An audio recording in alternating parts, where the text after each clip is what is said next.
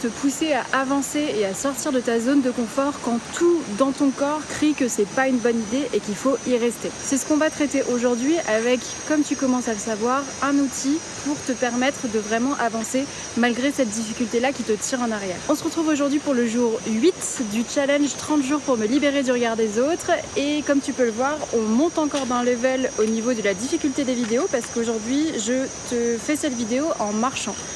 Et alors déjà parce que c'est challengeant de ne pas être posé et de ne pas avoir mon petit carnet entre les mains pour me faire un soutien, un appui de support dans lequel je peux me remettre quand j'ai des doutes.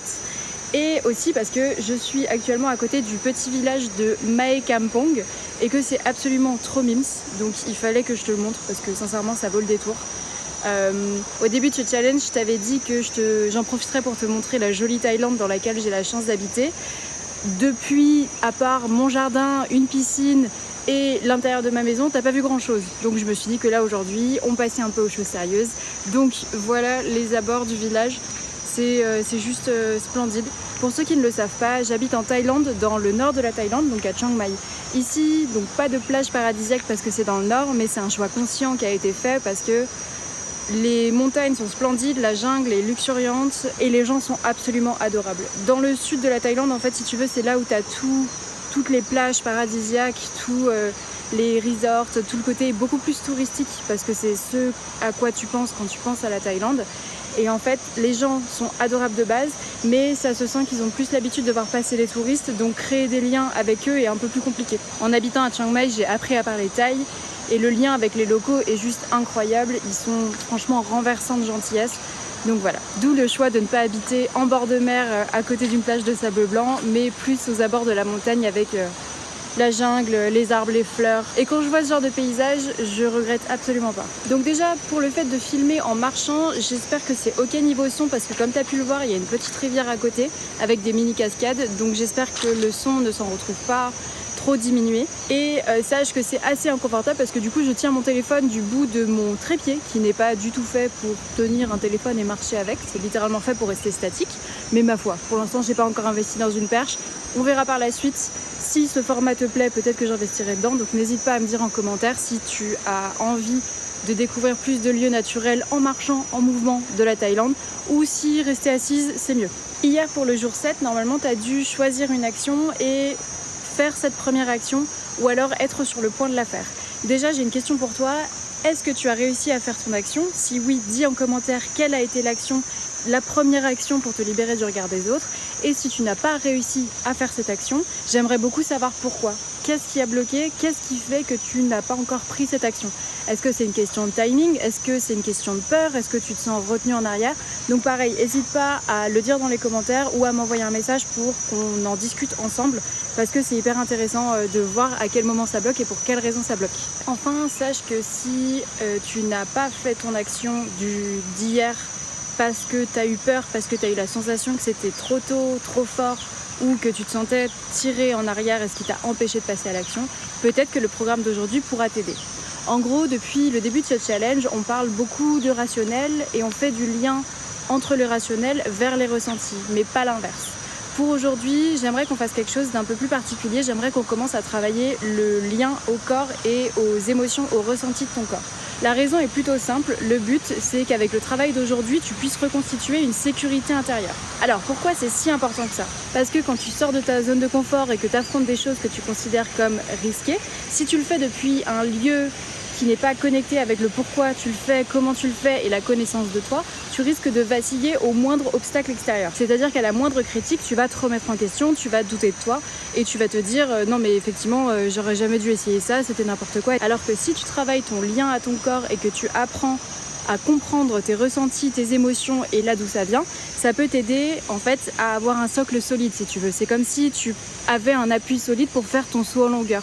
Il me semble que je t'avais déjà parlé de cette métaphore dans les vidéos précédentes. Donc avoir un appui solide pour pouvoir sauter encore plus loin et avoir une meilleure détente tout simplement. Et si tu veux, c'est quelque chose que j'observe quasiment tout le temps chez mes clientes, il y a une vraie déconnexion au corps, déconnexion au ressenti, déconnexion aux émotions et à ce qui fait d'elles des personnes à part entière.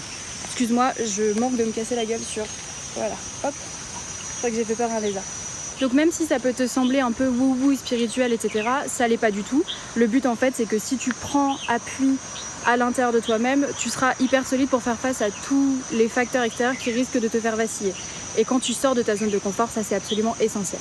Je reviens sur une thématique qu'on a déjà traitée ensemble, qui est le fait que ton cerveau essaye de te garder en sécurité. Pour ce faire, en fait, tu as ton système nerveux qui permet de voir qu'est-ce qui est dangereux, qu'est-ce qui ne l'est pas. La problématique quand tu n'as pas de sécurité intérieure, c'est que tout ce qui se passe à l'extérieur de toi te semble dangereux. Tous les changements, aussi infimes soient-ils, vont être encore plus compliqués à mettre en place parce que ton cerveau te dira c'est pas sécurisé de faire ça. Et c'est peut-être pour ça que tu as ressenti cet effet de tiraillement, que tu t'es senti tiré en arrière quand tu as voulu faire ton action qu'on a identifiée ensemble hier.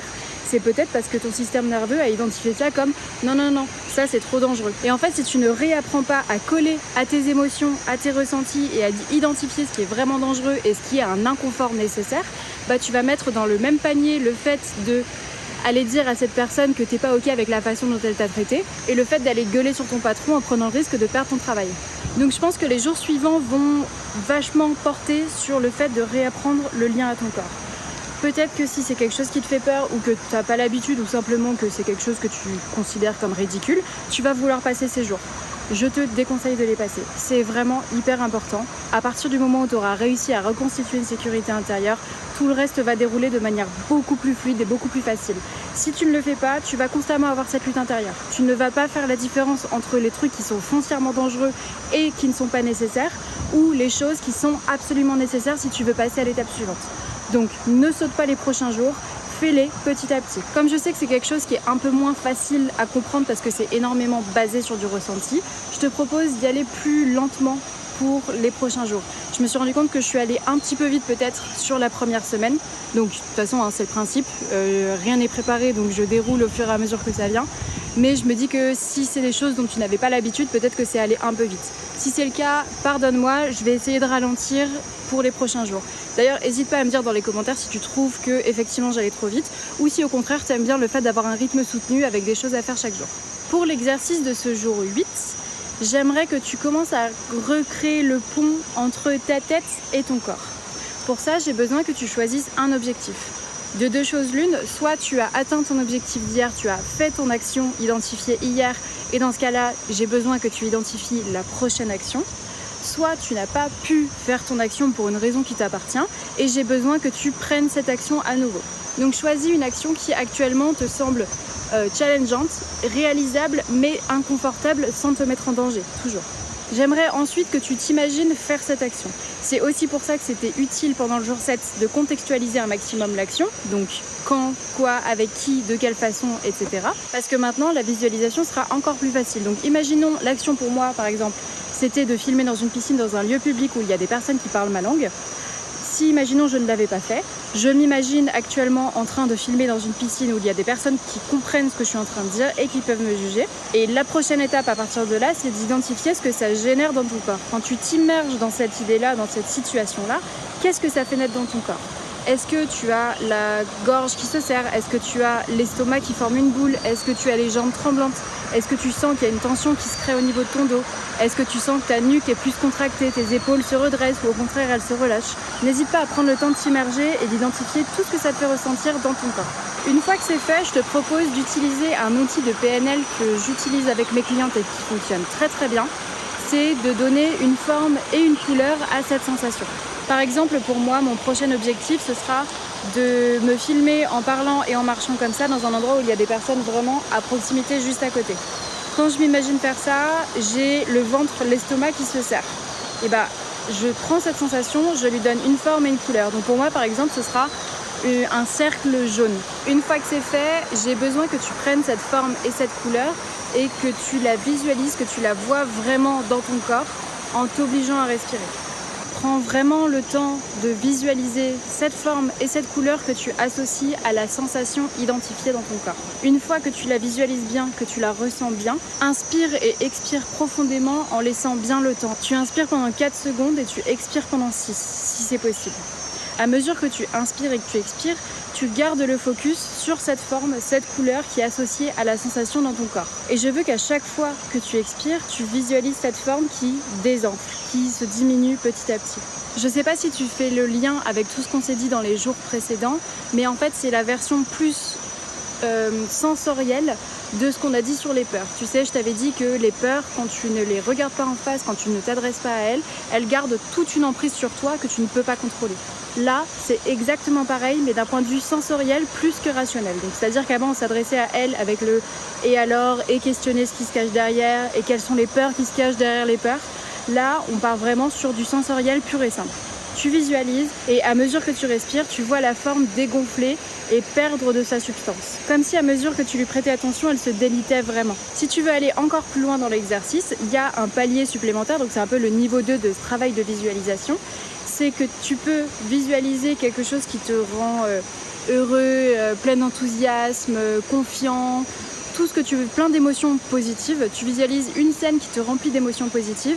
T'identifies le ressenti dans ton corps. Donc par exemple, moi ce sera hier dans la piscine quand j'ai réussi à m'enregistrer sans douter de moi, sans me juger sur le fait que des personnes pouvaient justement me juger, donc sans me juger au travers du regard des autres.